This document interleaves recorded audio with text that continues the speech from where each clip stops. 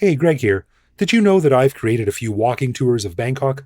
Using the GPS on your phone, the routes take you through some of my favorite areas of the city, exploring the fascinating neighborhoods and hidden history that give Bangkok its sweet, sweet mojo. Head to voicemap.me and search for Bangkok.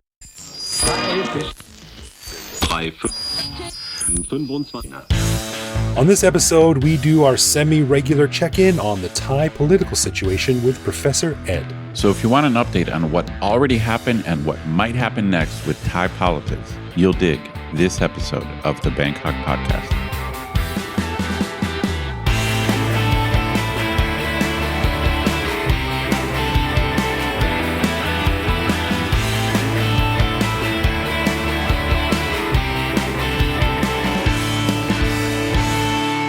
Sawadee krap, and welcome to the Bangkok Podcast. My name is Greg Jorgensen, a Canadian who came to Thailand in 2001 after catching the scent of the Gai Yang restaurant on Soi Convent and just followed my nose. That's pretty strong. It is. It's good stuff. And I'm Ed Knuth, an American who came to Thailand on a one-year teaching contract 24 years ago. Fell in love with that fresh feeling I get after my third shower of the day, so I never left. Yeah, love it. And then the one before bed. Honestly, okay, the truth is, I don't take 3 showers every day, but sometimes I do take 3 showers every day. The look of horror on some Thai's face when you say, like, you know, when it's really cold in Canada, sometimes we don't even shower in a day. You don't need to. Right. Oh, yeah. You know, it's pretty standard that, you know, obviously I shower in the morning always, but then a lot of times I get home from work and I just feel horrible, so I just shower when I change home from work. And then I shower again before I go to bed. And I don't remember doing that, like, back home. No. Especially in the wintertime. Nope. Definitely not. All right, we want to give big thanks to all of our patrons who support the show. Patrons get every episode a day early, behind-the-scenes photos of our interviews, a heads-up to send questions to upcoming guests, and access to our Discord server to chat with me, Greg, and other listeners around the world. But best of all, patrons also get an unscripted, uncensored bonus episode every week where we riff on current events and Bangkok topics. On this week's bonus show, we chatted about my potential new search for a new place to live and all the issues that go with that, the dilemma Greg is facing with his son, who is asking if he can walk home from school, and an incredibly realistic AI text-to-voice tool that generates a 2-person conversation based on a short text prompt. Long story short, next time you listen to the show, it might not even be us.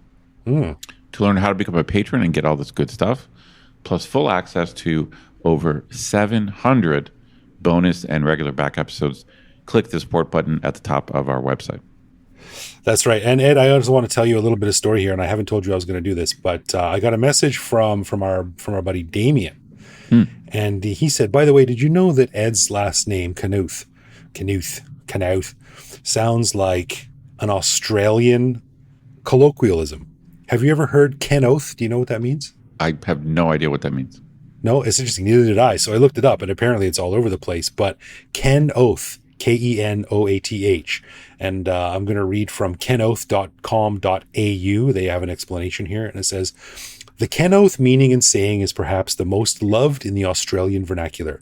It is Aussie slang short for fucking oath. The phrase is a term of affirmation. Mate, would you like to come out for a beer with the boys? Kenoth. So there you go.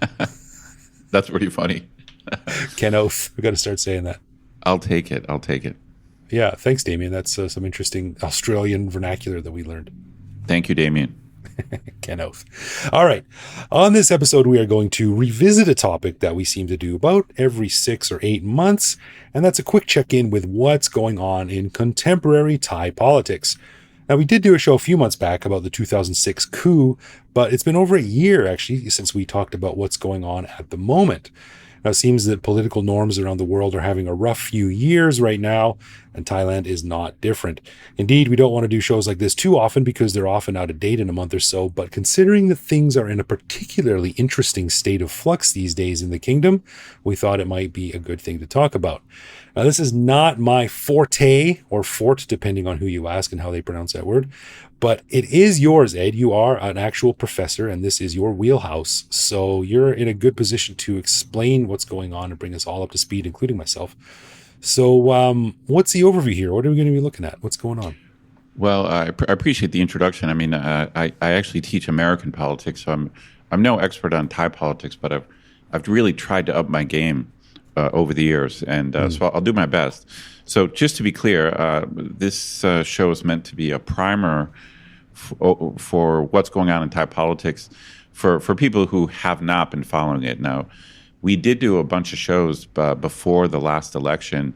I think we did one before and one after the last election in May 2023. So if you're a regular listener, you're pretty up to date. Now, of course, there has been some developments in the last year, but we've mostly talked about those on the bonus show, not on the main show. So what I'm going to try to do here is explain the last 10 years for maybe newbies, people who don't know that much about Thai politics, either if you're new to Thailand or if you are a tourist who just happens to be curious about this stuff. So if you've been following what's going on, then I guess the show's not for you. But well, I don't know, man. I mean, I live here and I keep up on the politics, but for me, it's gotten to the point of where I just sort of make sure that, I check the major headlines, but the nuance and the details, they often just don't sink in with me, or I skip over them. So, well, I really think, I mean, I am somewhat of a political junkie, and I just think there's a story to Thai politics over the last 10 years that I just find fascinating, because I guess I'm into it. So I'm going to try to tell that story. Right, and it's kind of like when you grow up with it with a kid. Like I have a kid, and you don't see them changing from day to day. So it's often easy to have Thai politics morph and develop and evolve around you, and you don't really see what's happening. But when you step back and look at a story, you miss the bigger. Yeah, that's true. Yeah, that's you true. miss the big picture. Yeah. Okay, so in this case, obviously, I can't tell the whole story of Thai politics. So I'm going to start about 10 years ago with the 2014 coup. So there was a coup, I believe it was May 2014, and to set that coup up, it's fairly straightforward. In the modern era of Thai politics since 2000, there really were just two factions, and they were pretty clear cut. One faction is a more conservative faction. It was made up of the Democratic Party and the military, which was dominated by a party called Palang Prachara, which I'm just going to call PP. And they were associated with the yellow shirts, and they were really a Bangkok-based party that kind of represented the Thai middle class and above. Right. So that's one faction. And the other faction is really a populist faction that was led by the Thai Thai Party and later the Pheu Thai Party. It's had a couple different names. They were associated with the red shirts. They were associated with with Thaksin Shinawatra and his family and his clan. And their main constituency was farmers in the Northeast. Right. So Greg and I lived through this era of red shirts versus yellow shirts, and it in a way I think it was a simpler time because in a way it was kind of urban versus rural, and to some extent rich versus poor, or maybe middle class versus poor. Yeah, I think this is what for us. So like in our Bangkok infancy, that's what those were the two factions. Pretty much. That was they dominated headlines, and there were other little groups around here orbiting, going this way and that way and to and fro. There's some regional parties. So I'm definitely simplifying. Thailand has a parliamentary democracy in quotes with many different parties. So often the majority party has to build a coalition with small parties, but essentially you have those were the two big factions, like a conservative one and then a populist one. Yeah. And there was a coup in 2006 against Thaksin, and so essentially what the basic story is that the populist faction, the so-called red shirt faction, they've just dominated at the ballot box. So even up into the modern era, which I'll get to in a second. So they've just been winning every election. That's the basic story. Whether it's 2004 or later, they're just winning every election. But then the conservative faction finds some way, either through the courts or the military, to stop their progress. So essentially, we just have to state the facts. Essentially, the populist faction actually is more popular, as you might expect. So the faction that was promoting policies for farmers or for the poor, they were just crushing at the ballot box. Right. But then they would keep getting stopped through some other means. So you have one coup against Thaksin, the kind of patriarch of the family, and then his sister became prime minister, and then in 2014 there was a coup against her, and that's where I'm going to kind of start my story. So we start the story in 2014 with a military coup, and where the military takes over. I always find it a little bit funny because I just imagine these guys in the conservative party, the military party, and the old school guys are just like, it's just like, why do these bloody red shirts keep winning? What can we do to make the people stop voting for them? They seem to be just not really understand why they can't win against these guys, you know? Yeah, no, it's quite a story. The truth is that the military hasn't won at the ballot box in a long time. But let me just continue the story. So okay. we end up with a military government, which is part of this conservative faction, right? And this is part of this cycle that is repeated many times in Thai history. And we end up with a military and an unelected military government for about 5 years. So from 2014 to 2019, we have unelected military government. And there are some protests during that period, especially younger people, high school students and things like that. But things are fairly uneventful. I don't want to say stable because that makes it sound good.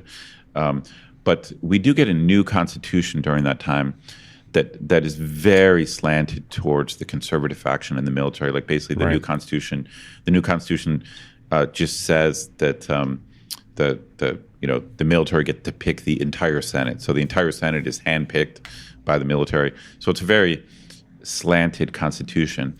But then finally we get new elections, and they occurred in March 2019. So it's the first election in 5 years, and it's the first election since the coup.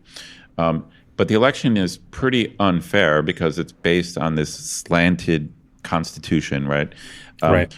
But what happens in that constitution is, once again, the populist faction does really well.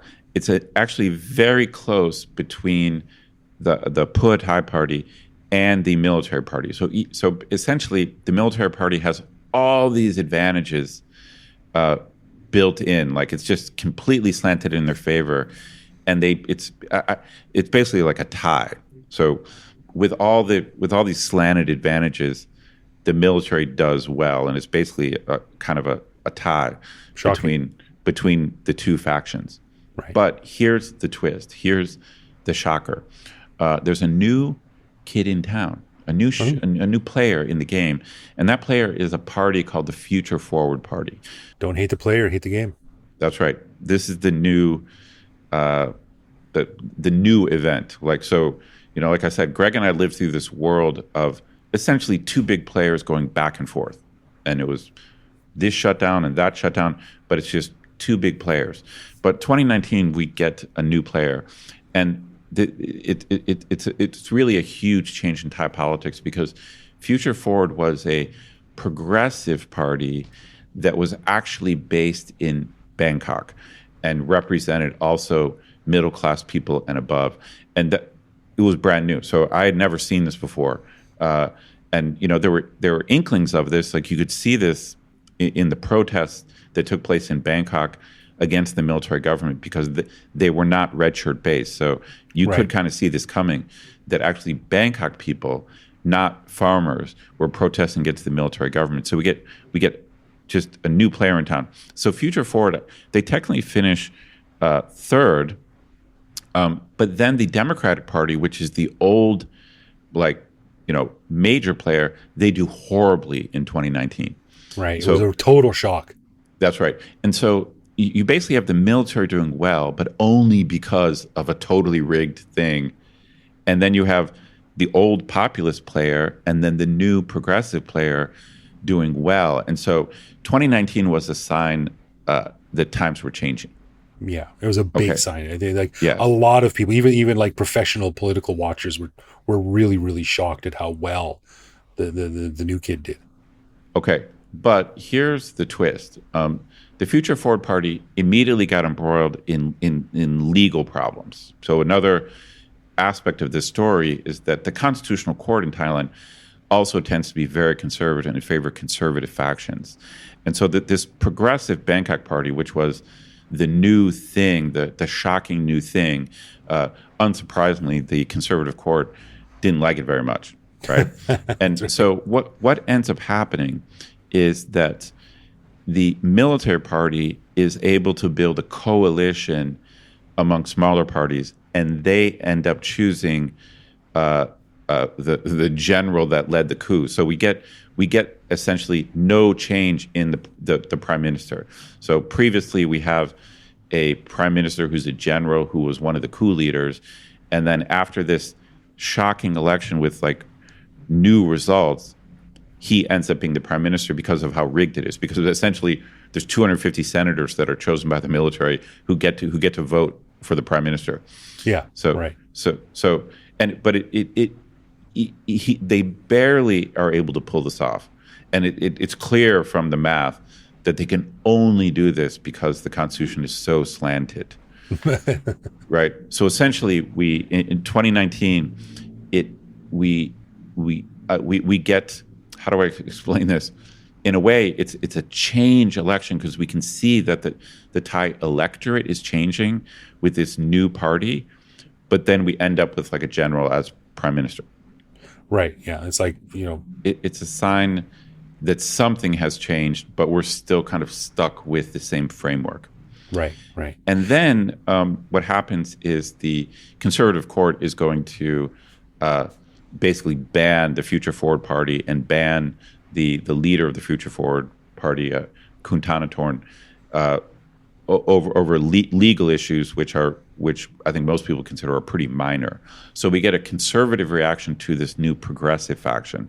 So the Future Forward Party has to reform at another party, which is known as the Move Forward Party. Right. But so we end up with a conservative military prime minister, but the realization that there's been kind of an earthquake in Thai politics, and that we now have a non-conservative party, actually quite progressive party. So Future Forward and Move Forward, they are genuinely progressive. Like we had a Taupipop on the podcast, Kun Taupipop, a member of Thai Parliament, and then I also tried to follow Move Forward and Future Forward closely, and they're definitely want to change things. I mean, they one of their slogans was, if you really want things to change, vote for us. Like, so they're not messing around. Like they've got plans, and those plans pissed off the conservative. Their plans pissed off the court. But they're not joking. Yeah, let me pause here for a second. So I'm really wondering what their mindset was. Like the old guard, the old conservatives who want things to stay how they have been for the past, many decades. I wonder really what they were thinking when something like this happened. Like it became very, very clear that the political landscape and the voters were completely different. They had changed in a very, very fundamental way going forward. Agreed. And it's, Thailand's not alone in this. It happens all over the place. But I really wonder what they were thinking. Like, do they think like, man, we just need to lock things down and just ride this out for as long as we can? Or do they think like we better try to adapt in the best possible way for us? Or like, I'm wondering at what point someone would get to the point where they would say like, all right, we're done. Let's just, kick back and let nature take its course. The conservative faction has always run the Thai government. And so things have gotten shaky recently, and even more so very recently, which I'll get to in a second. But the bottom line is there's just a conservative faction of elites that have always run this country, whether you had a prime minister out front or not. And so it's not surprising that they would just try to hold on as long as possible. So, as they say, power corrupts, and very few people just like let go of power. Like, yeah, sure, no problem. You're like, we're done. Our time is done. That's not that doesn't happen a lot in politics. It doesn't happen too often. The last time that happened was Cincinnatus in ancient Rome. Look it up, kids. It's a good slice of history. That's right. So the Future Forward Party gets kind of spanked, but then reforms with a new leader. So the progressive Bangkok-based faction is still a big actor in Thai politics. And then fast forward to last year in May of 2023, we get the second election since the coup. And now there's been some changes because the unelected Senate had expired. And so now the election is a little bit more, it's more fair, essentially. So some of the unbalanced, like rigging, had kind of expired. So we get a little bit more fair election. And the result of the election is also kind of an earthquake because Move Forward actually comes in first, but the populist faction, the Shinawatra faction, the Thai faction, comes in a very close second. Right. But then the military party, without the rigging, without the extra help, like does horribly, as do the Democrats.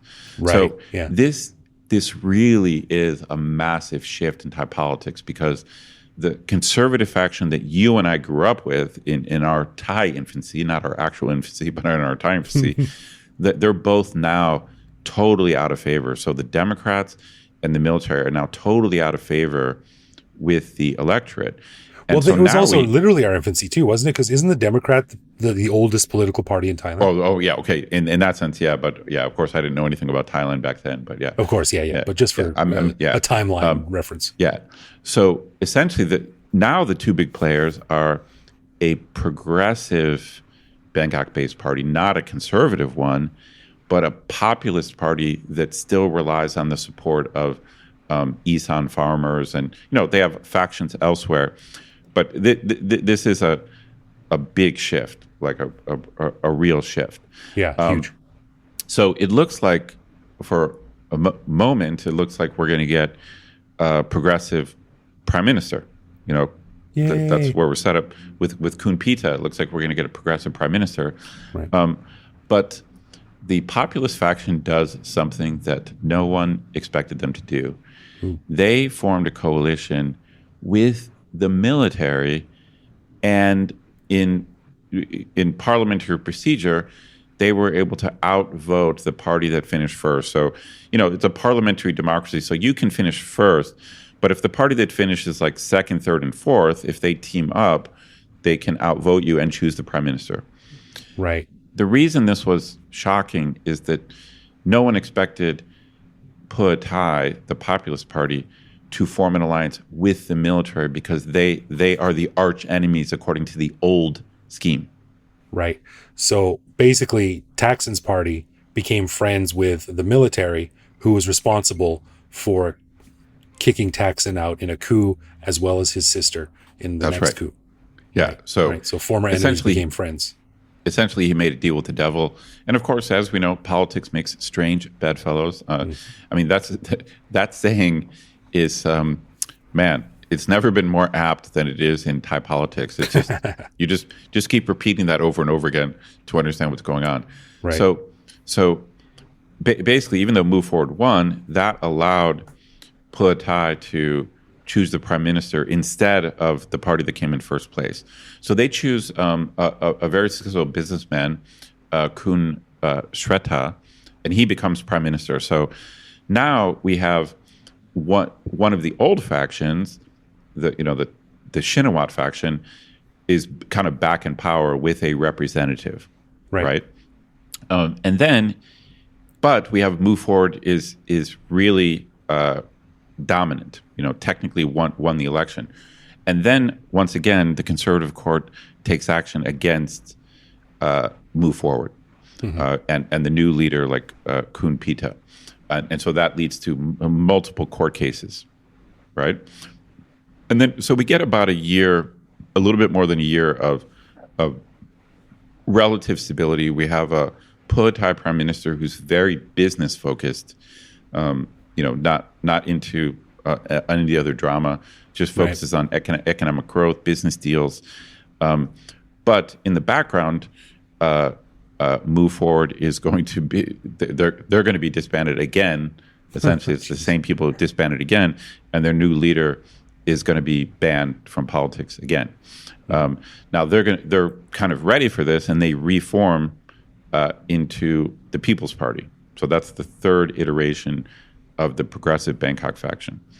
But here's the strange twist that no one saw coming. Another one.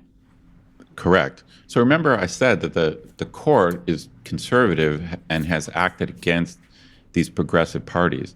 Well, they also took action against Khun Shreta, who is part of now is allied with the military. So this is what I think I made on the bonus show. I think I made a prediction that the court is not going to act against him. Essentially, Pheu Thai is populist, but not progressive. Like there's a difference between populist and progressive, and they've never been a change agent in that we want to change the system. That's never been Pheu Thai's thing. Like they've always been about let's give farmers what they want so we can stay in power. It's like maintain those old power structures, but so they're very strategic, but they've dominated at the ballot box. So for me, they deserve to rule because they've been winning at the ballot box. But the court is going to take action against the prime minister, and he's going to be removed, right? And that gives Pheu Thai an opportunity to choose another prime minister, and in this case, they will choose Thaksin's daughter, Pattongtarn, who we mentioned before in a trivial Thai. She's the youngest Thai prime minister ever at age 38. She's the second woman. Her aunt was prime minister. We're shaping up to have a real dynasty here, aren't we? Yes, dynasty would be the correct word. But okay, this is what. So this last thing has created a lot of confusion now, and this is, in a way, I'm gonna end my story almost with a question mark, because right now people can't figure out what the factions are. In other words, remember, Pheu Thai, in order to outmaneuver, move forward, has to make this deal with the devil with the military parties. Right. And that's how they can put PM Shreta in. And then in general, people think of the court. The court is supposed to be independent, right? But in general, people see the court as this conservative actor. So we were in this period where things seemed to be stable in that Pheu Thai had shifted into a more conservative position, and you have Pheu Thai, the military, and the court should be all aligned together. Roughly aligned, right. But then it fell apart. And so I've been trying to follow this chatter, and I've talked to some of my Thai friends, and people don't know, right now people don't know what's going on. So it's possible that, one theory is, it's possible that the bedfellows were like too strange, so we've all been there. The bottom line is Pheu Thai makes this deal with the military, but then the bottom line is they're arch enemies. It's like so like maybe they just couldn't get along. They just couldn't get along, and when Pheu Thai, so when Khun Shreta gets dismissed, and Pheu Thai has to pick the next prime minister, they reform a coalition without the military party. Right. So they don't need them. They push the military party out of their coalition. So basically, the Progressive Party is out and the military party is out, and Pheu Thai formed a coalition of all the other smaller parties. So now they're not in a coalition with the military anymore. Right. So they made a deal with the devil, partnered up with the devil to retain power and get and then screwed over the devil, basically. Right. And then situation changed. They shook up the leadership structure a little bit, and then they looked over at the deal with the devil that they dealt with and said, okay, by the way, you're out. We have a new friend over here now. And that's right. Thanks for your support, but see you later. Yeah. And so, and this has created a lot of confusion. Like a lot of people don't know what's going on. There is there's a possible positive spin to this if you're like a fan of real democracy, you know, some people think like maybe the Thai electorate has really changed, and that this is kind of the Thai military's exit. Like some people look at this, the deal with the devil, as like the Thai military's last dance. You know, Right. so like they played it. That was the because they got destroyed in the last election, you know, when it wasn't rigged, and then so they were able to like be relevant for a little while. But, a little while longer. They were running on fumes right. for a while, and they that's right. So they made a deal with Thai to stop the progressive faction, but that was their last gasp. But let's pause a second here and just sort of highlight how big of a deal this is too, because these guys and the structures that they represent have been a major, if not the major, decision maker in Thai politics for sure, almost a century. Oh yeah. Well, I mean, since Pibun Songkram, since 1938, yeah. Right. So they've got this incredible like momentum and velocity that has always just sort of been there. And suddenly the rug was pulled out underneath them. And I think a lot of people are kind of going like Wile E. Coyote after he steps off the cliff, like, what do we do now? Yeah, I think people don't, I think people can't quite picture Thai politics without the military as being a big player. Right. And again, no one knows what's going to happen. I'm not saying the military is not a big player anymore. It's just right now, it's they're basically out. And so their way back in is through another coup. And so, again, from chatting with people, everyone's predictions are all over the place. Just studying Thai history and the cycle of Thai politics, the idea that there will be another coup is something that you'd be dumb to bet against, just based on history. Right. Yeah. If you look at things right now, you're like, oh no, wait, why would there be a coup? It doesn't make any sense. But if you look at Thai history and the cycle, you're like, well, the smart bet is that in a year or two, there's whatever, So I'm not going to make that prediction myself, but I'm saying it's like you can't. Someone who said, "Hey, there's probably going to be another coup," you can't call that person foolish. We should come out with like an Apple Watch app that has it's like a countdown to the next coup, and it like takes into account. It's like a little financial ticker. It takes into account all these little data points and stuff like that. But tempers are running high, and a lot of people are really unsure as to what happens next. A few weeks ago, actually probably about 6 weeks ago now, we saw Prawit, who is a senior Thai politician. He was walking out of some meeting, and a female reporter asked him like, "Hey, what do you say about the new prime minister being a Thaksin Shinawatra's daughter?" And he reached out and basically slapped her in the head a few times. Like he was pissed, right? Right. No, but I mean, this is it. I mean, people are using that as a sign of, like, this is the military's exit. This might be the military's exit from politics. Like he's frustrated. He's an old, frustrated general, and he's realizing like his days are over. But I don't know if that's true or not. But then that's like one interpretation, and that would mean we have a big reset now, because essentially, if that's true, then there is no conservative faction anymore. There's essentially a populist faction and a progressive faction, which just resets Thai politics.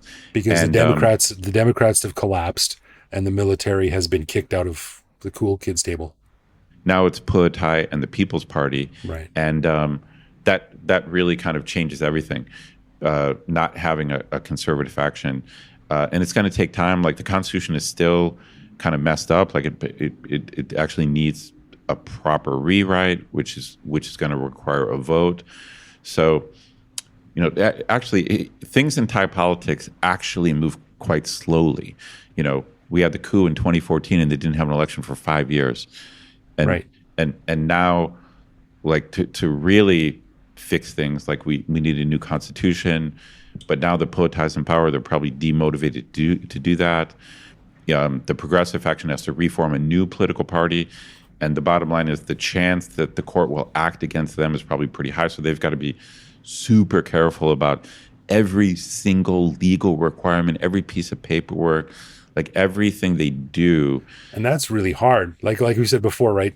The laws in Thailand are written in such a way that like everyone has broken a law at some point. And if they want to get you, they're going to get you. The People's Party, I'm sure they have teams of lawyers, But I mean, if they look in the wrong direction, like they're going to get disbanded again. Like the Right. Constitutional Court is just they're like anathema to them. So anyway, long story short, for Greg and I, it's just so weird to have this populist faction and the kind of Thaksin clan back in power. It's just because we lived through that whole era, and now we're like, wait, shit. It's like Thaksin it's back. Shinawatra was prime minister when I first came to Thailand in 2001. I remember there was a Time That's magazine with him on the cover. Basically, it was saying like, is he Thailand's savior? Like the first top prime minister to be reelected, you know? That's right. Yeah. And we're still dealing with that now. So I wonder if my son's going to grow up and his grandkids are going to be in power. Like it might be the beginning of a dynasty. Who knows? The bottom line is, in talking to my students, it's I'd rather have either the progressive faction or the populist faction than the military. So if, that's the way I spin all of this. If the military is now not a player, that's a step forward. I think it will be a net positive for Thailand going forward into the 21st century. Yeah, I think it kind of has to happen. Yeah, so we can end on a positive note. I hope that's what it. I hope that's what it means. We'll see. I hope that's what it means. And if any military people are listening to this, we love you. But why can't the I just want the military to do military stuff. It's just, but and I was funny. I was just talking to my students today about this. The bottom line is I'm still just American, so I just don't think of the military should be involved in politics. That's just un-American. And I know I'm in Thailand, but I just feel like that makes more sense, that the military should not be directly involved in politics. Like, call me crazy. See politicians directing armies. You leave that to the military guys. Stick with what you're good at. That's right. But it is what it is. And although it's been chaotic and dramatic, I think you can make the argument that it has been good. It's really interesting. Yeah. One comment I want to make is that I don't feel the tension in the air, the tension on the streets that has followed previous sort of political upheavals like this. And this one hasn't been perhaps as violent or as quick. Well, that's because it's actually been democratic. So Thai, they made some deals, but it's actually all legal stuff. So they did some like Machiavellian political maneuvering, but they followed parliamentary procedure, and you know what I'm saying? Yeah. But the people were pissed when Move Forward was disbanded, and it just kind of dissipated. True, but that's the court. No, okay, you're right about that. But I mean, that's the court acting. So that's literally judicial. It's not extrajudicial. Yeah. So, I mean, okay, fair enough. Most of the protests were against the unelected military government. Right. Yeah, you're right. But I'm just saying, like, despite, all of the upheavals recently, whether they were legal or not, there's been a lot of people pissed off, but it doesn't really seem to have gone anywhere. It just sort of. Right. Well, I mean, the bottom line is all the recent stuff has been legal. Whether you like it or not, it's been legal. That's the worst kind of legal, the stuff that I don't like. That's right. Well, interesting, man. Thanks for that summary. That was really good.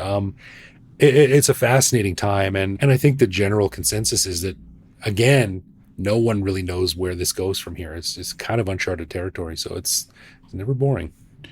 Well, I've been very impressed with Future Forward, Move Forward, and the People's Party. I think they have a very long-term view, and I like this reset. I like a reset of a progressive party and a populist party, because I see good things in both of them. So to me, this is a step in the right direction. Yeah, I agree. Good one, man. Nice. Alrighty then. Well, let's get into some love, loathe, or live with, where one of us picks a particular aspect of life in Bangkok, which we discuss to decide if it's something that we love about living here, loathe about living here, or have come to accept as something that we just have to learn to live with, no matter how we feel about it. This week, I got a question for you. Okay. And this is a food question, and I don't know if you eat this a lot, but I'm assuming you probably have eaten it. What do you think of yen pho?